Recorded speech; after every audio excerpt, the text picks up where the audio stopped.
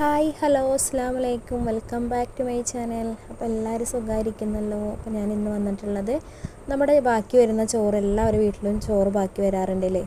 അപ്പോൾ നമുക്ക് ചെയ്തെടുക്കാൻ പറ്റിയൊരു അടിപൊളി ബ്രേക്ക്ഫാസ്റ്റ് ആയിട്ടും ഡിന്നറായിട്ടൊക്കെ സേവ് ചെയ്യാൻ പറ്റിയൊരു റെസിപ്പി ആയിട്ടാണ് കേട്ടോ. അപ്പോൾ ഇതിന് മെയിൻ ഐറ്റം എന്ന് പറയുന്നത് നമ്മുടെ ചോറ് തന്നെയാണ്. അപ്പോൾ ചോറ് ഞാനിതിവിടെ എടുത്തിട്ടുണ്ട് കേട്ടോ. അപ്പോൾ ഞാനിപ്പോൾ എടുത്തിട്ടുള്ളത് 1.5 കപ്പ് ചോറാണ് കേട്ടോ. അപ്പോൾ ആ ചോറ് ഞാനിത് മിക്സിയുടെ ജാറിലേക്ക് ഇട്ട് കൊടുക്കുന്നുണ്ട്. അപ്പോൾ വീഡിയോ എല്ലാവരും സ്കിപ്പ് ചെയ്യാതെ കാണണം കേട്ടോ, എന്നാലാണ് നമുക്കിതിൻ്റെ ഫുൾ ഡീറ്റെയിൽ അറിയുള്ളൂ. അപ്പോൾ മിക്സിയുടെ ജാറിലേക്ക് ഞാൻ 1.5 കപ്പ് ചോറ് ഇട്ട് കൊടുത്തിട്ടുണ്ട്. പിന്നെ അതിലേക്ക് വളരെ കുറച്ച് മാത്രം വെള്ളം ഒന്ന് ആഡ് ചെയ്തിട്ടിട്ട് നല്ലതുപോലെ ഒന്ന് അരച്ചെടുക്കുന്നുണ്ട് കേട്ടോ. അപ്പോൾ ചെറിയ ചെറിയ തരികളുണ്ടെങ്കിലും വലിയ കുഴപ്പമില്ല കേട്ടോ. അപ്പോൾ ഞാൻ ഇവിടെ ഉണ്ടാക്കിയെടുക്കുന്നത് നമ്മുടെ നെയ്പത്തിരിയാണ് കേട്ടോ. അപ്പോൾ നെയ്പത്തൽ എന്ന് പറയുന്നത് നല്ല സോഫ്റ്റ് ആയിട്ടുള്ള നല്ല പുറം നല്ല ക്രിസ്പിയും അകം നല്ല സോഫ്റ്റ് ആയിട്ടുള്ളതാണ് കേട്ടോ. അത് നമ്മൾ സാധാരണ അരി അരച്ചിട്ടാണ് ഉണ്ടാക്കിയെടുക്കാറ്. ഇതിപ്പോൾ ഞാൻ അരിപ്പൊടിയിൽ ചോറ് ചേർത്തിട്ടാണ് ഉണ്ടാക്കിയെടുക്കുന്നത് കേട്ടോ. അപ്പോൾ ഞാൻ അതേ ചോറ് നല്ലപോലെ ഒന്ന് അരച്ചെടുത്തിട്ടുണ്ട്. നമുക്ക് നാളികേരം ഒന്ന് ജസ്റ്റ് ഒന്ന് ഒതുക്കിയെടുക്കണം കേട്ടോ. അപ്പോൾ ഞാൻ മിക്സിയുടെ ജാറിലേക്ക് 1/2 കപ്പ് നാളികേരം ചേർത്ത് കൊടുക്കുന്നുണ്ട്. പിന്നെ ഒരു 1/4 ടീസ്പൂൺ പെരുംജീരകമാണ് കേട്ടോ. പിന്നെ ചെറിയൊരു പീസ് സബോള ഇങ്ങനെ 3-4 കഷ്ണാക്കിയിട്ട് ഇട്ട് കൊടുക്കുന്നുണ്ട്. ചെറിയ ഉള്ളി ഉണ്ടെങ്കിൽ ചെറിയ ഉള്ളി ആഡ് ചെയ്ത് കൊടുക്കാം കേട്ടോ. അങ്ങനെ അത് അവിടെ ഒന്ന് മാറ്റി വെച്ചിട്ടുണ്ട് ഒതുക്കി വെച്ചതിന് ശേഷം കേട്ടോ.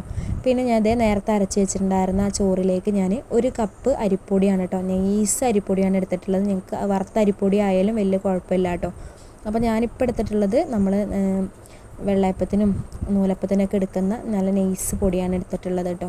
അപ്പോൾ അതിലേക്ക് ഞാനിത് നേരത്തെ ഒതുക്കി വെച്ചിട്ടുണ്ടായിരുന്ന നാളികേരം കൂടി ചേർത്ത് കൊടുക്കുന്നുണ്ട്. ആവശ്യത്തിന് ഉപ്പും കൂടി ചേർത്ത് കൊടുക്കുന്നുണ്ട്. ഇനി നല്ലപോലെ ഒന്ന് മിക്സ് ചെയ്തെടുക്കാം കേട്ടോ. അങ്ങനെ മിക്സ് ചെയ്യുന്ന സമയത്ത് നമ്മൾ വെള്ളം കൂടുകയെന്നുണ്ടെങ്കിൽ അത് നമ്മൾ ചോറിൽ ചേർക്കുന്ന വെള്ളമായിരിക്കും കേട്ടോ. അപ്പോൾ നമ്മൾ അധികം വെള്ളം ചേർക്കാൻ പാടില്ല എന്ന് അതുകൊണ്ടാണ് ഞാൻ ആദ്യം തന്നെ ചോറ് നമ്മൾ അരച്ചെടുക്കുമ്പോൾ വളരെ കുറച്ച് വെള്ളം ചേർത്തെടുക്കാൻ പറയുന്നത് കേട്ടോ. അപ്പോൾ നമ്മൾ ഇങ്ങനെ അരിപ്പൊടി ചേർക്കുന്ന സമയത്ത് നമ്മളിങ്ങനെ കുഴച്ചെടുക്കുമ്പോൾ നമുക്കറിയാം വെള്ളം കൂടുതലായിട്ട് തോന്നുന്നുണ്ടെങ്കിൽ കുറച്ചും കൂടി പൊടി ചേർത്ത് കൊടുക്കാം കേട്ടോ. അപ്പോൾ ഇപ്പോൾ ആദ്യം ഞാൻ വെറും 1 കപ്പ് മാത്രമാണ് ചേർത്ത് കൊടുത്തത്. അപ്പോൾ ഇങ്ങനെ കുഴച്ച് വരുന്ന ടൈമിൽ കുറച്ച് ലൂസായിട്ടുണ്ട് കേട്ടോ മാവ്. അപ്പോൾ നമുക്ക് കുറച്ച് തിക്കായിട്ടുള്ള മാവാണ് വേണ്ടത്. അപ്പോൾ ഞാൻ അതിലേക്ക് 1/2 കപ്പ് അരിപ്പൊടിയും കൂടി ചേർത്ത് കൊടുക്കുന്നുണ്ട് കേട്ടോ. അപ്പോൾ ഞാൻ 1.5 കപ്പ് ചോറിലേക്ക് 1.5 കപ്പ് അരിപ്പൊടിയാണ് എടുത്തിട്ടുള്ളത്. അങ്ങനെ ഇത് നല്ലപോലെ ഒന്ന് മിക്സ് ചെയ്ത് കൊടുക്കാം കേട്ടോ. കൈ വെച്ചിട്ട് തന്നെ നല്ലപോലെ ഒന്നിട്ട് കുഴച്ചെടുക്കാം. അങ്ങനെ ഇത് നല്ല രീതിയിൽ തന്നെ അങ്ങോട്ട് കുഴച്ച് ഞാനവിടെ മാറ്റി വെച്ചിട്ടുണ്ട് കേട്ടോ.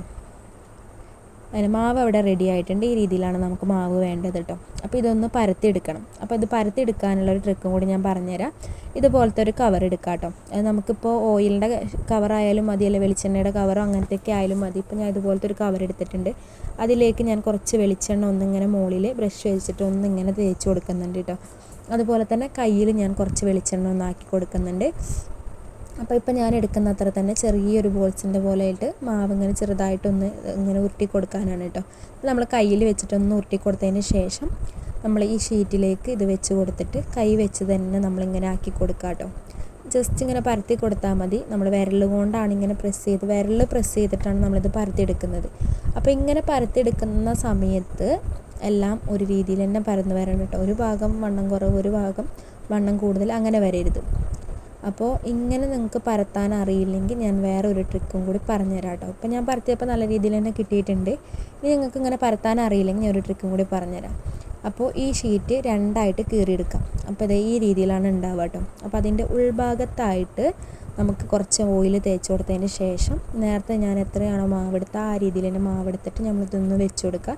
എന്നിട്ട് മറ്റേ ഭാഗം ഒന്ന് ഇതേപോലെ ക്ലോസ് ചെയ്യുന്ന രീതിയിലൊന്ന് ഇങ്ങനെ വെച്ച് കൊടുക്കുക. എന്നിട്ട് നമ്മൾ അതിൻ്റെ മുകളിൽ എന്തെങ്കിലും ഒരു മൂടിയോ അല്ലെങ്കിൽ ഇതുപോലെ ചോറും പാത്രത്തിൻ്റെ ഒരു പാത്രമോ എടുത്തിട്ട് ഒന്നിങ്ങനെ പ്രസ് ചെയ്ത് കൊടുത്താൽ മതി കേട്ടോ. പ്രസ് ചെയ്യുന്ന സമയത്ത് അത് ആ മാവ് നടുവിൽ വരുന്ന രീതിയിൽ വേണം പ്രസ് ചെയ്ത് കൊടുക്കാൻ. അപ്പോൾ ഇതേ കാണുന്ന രീതിയിൽ നല്ലപോലെ തന്നെ പരന്ന് കിട്ടും.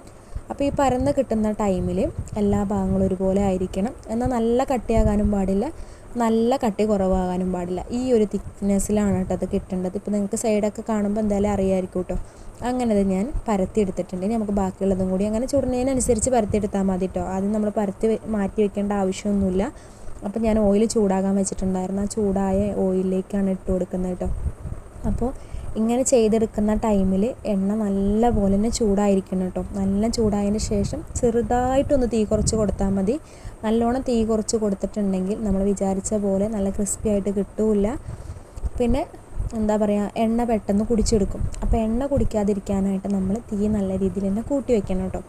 ഈ പറഞ്ഞ അളവിൽ നമ്മൾ എടുത്തിട്ട് നമ്മൾ ഇതേപോലെ പത്തിരി ഉണ്ടാക്കി എടുക്കുകയാണെന്നുണ്ടെങ്കിൽ ഒട്ടും തന്നെ എണ്ണ കുടിക്കാത്ത പത്തിരി നമുക്ക് ഉണ്ടാക്കിയെടുക്കാം കേട്ടോ.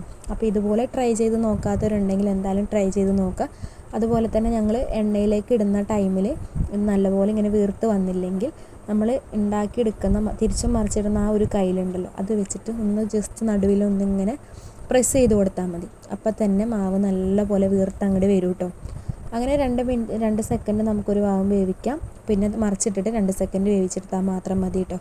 അപ്പോൾ പുറം നല്ല ക്രിസ്പി ആയിരിക്കും, ഉള്ളിൽ നല്ല സോഫ്റ്റും ആയിരിക്കും കേട്ടോ. അപ്പോൾ ഞാനിത് ബാക്കിയുള്ളതും കൂടി അതുപോലെ തന്നെ ഒന്ന് ചെയ്ത് കാണിച്ചു തരാം കേട്ടോ. അപ്പോൾ ഈ ടൈമിൽ എൻ്റെ വീഡിയോ ആദ്യമായിട്ട് ആരെങ്കിലും കാണുന്നുണ്ടെങ്കിൽ ഒന്ന് സബ്സ്ക്രൈബ് ചെയ്ത് തൊട്ടടുത്ത ബെല്ലൈക്കനും കൂടി ഒന്ന് ക്ലിക്ക് ചെയ്ത് ഓൾ എന്നുള്ള ഓപ്ഷനും കൂടി എനേബിൾ ചെയ്ത് വെക്കണം കേട്ടോ. എന്നാലാണ് ഞാൻ ഇടുന്ന പുതിയ വീഡിയോസിൻ്റെ ഒക്കെ നോട്ടിഫിക്കേഷൻ നിങ്ങൾക്ക് അപ്പം തന്നെ ലഭിക്കാൻ വേണ്ടിയിട്ടാണ്. അതുപോലെ തന്നെ വീഡിയോ കണ്ടുകൊണ്ടിരിക്കുന്ന സമയത്ത് ലൈക്കും കൂടി ചെയ്തിട്ടൊന്ന് വീഡിയോ കാണണം കേട്ടോ. അതുപോലെ വീഡിയോ കണ്ട് ഇഷ്ടപ്പെട്ടെങ്കിൽ മാത്രം ഒന്ന് ഫ്രണ്ട്സിനും റിലേറ്റീവ്സിനും കൂടി ഒന്ന് ഷെയറും കൂടി ചെയ്ത് സപ്പോർട്ട് ചെയ്യുക. ഞാൻ എൻ്റെ ചാനലിൽ ഇതുപോലത്തെ കുക്കിംഗ് കുറേ റെസിപ്പീസൊക്കെ മുമ്പ് ഞാൻ അപ്ലോഡ് ചെയ്തിട്ടുണ്ട്. അതും കാണാത്തവരൊക്കെ ഒന്ന് പോയി കണ്ട് അതും കൂടി ഒന്ന് സപ്പോർട്ട് ചെയ്യാൻ മറക്കരുത് കേട്ടോ. അപ്പോൾ ഇതേ പത്തിരിയൊക്കെ ഞാൻ മൊത്തത്തിൽ ഉണ്ടാക്കിയെടുത്തിട്ടുണ്ട്. നിങ്ങൾക്ക് കാണുമ്പോൾ തന്നെ അറിയായിരിക്കും, പുറം നല്ല ക്രിസ്പിയാണ്, അകം നല്ല സോഫ്റ്റാണ് കേട്ടോ. അപ്പോൾ ഇങ്ങനെ ഉണ്ടാക്കിയെടുക്കുകയാണെന്നുണ്ടെങ്കിൽ ഇതേ കണ്ടോ, ഒട്ടും തന്നെ എണ്ണ കുടിക്കാത്ത പത്തിരി നമുക്ക് റെഡിയാക്കി എടുക്കാനായിട്ട് പറ്റും. സാധാരണ നമ്മളിങ്ങനെ ഇത് കയ്യിൽ പിടിക്കുകയാണെങ്കിൽ തന്നെ കയ്യിൽ തന്നെ നമുക്ക് ഒരുപാട് എണ്ണയായിട്ട് തോന്നാറുണ്ട്. പക്ഷേ ഈ രീതിയിൽ ഈ അളവിൽ നിങ്ങൾ ഉണ്ടാക്കിയെടുക്കുകയാണെന്നുണ്ടെങ്കിൽ ഒട്ടും തന്നെ എണ്ണ കുടിക്കില്ല കേട്ടോ. അപ്പോൾ ഇതുപോലെ ട്രൈ ചെയ്ത് നോക്കാത്തവർ എന്തായാലും മസ്റ്റായിട്ട് ട്രൈ ചെയ്ത് നോക്കാം. നിങ്ങൾക്ക് എല്ലാവർക്കും ഇഷ്ടപ്പെടും കേട്ടോ. അപ്പോൾ വീഡിയോ ഇഷ്ടപ്പെട്ടിട്ടുണ്ടെങ്കിൽ എല്ലാവരും ലൈക്ക് ചെയ്യാനും കമൻറ്റ് ചെയ്യാനൊന്നും മറക്കരുത്. അപ്പോൾ ഇൻഷാ അല്ലാഹ് അടുത്ത ദിവസം നല്ലൊരു വീഡിയോ ആയിട്ട് വീണ്ടും വരാം. ടാറ്റാ, ബൈ ബൈ, അസ്സലാമു അലൈക്കും.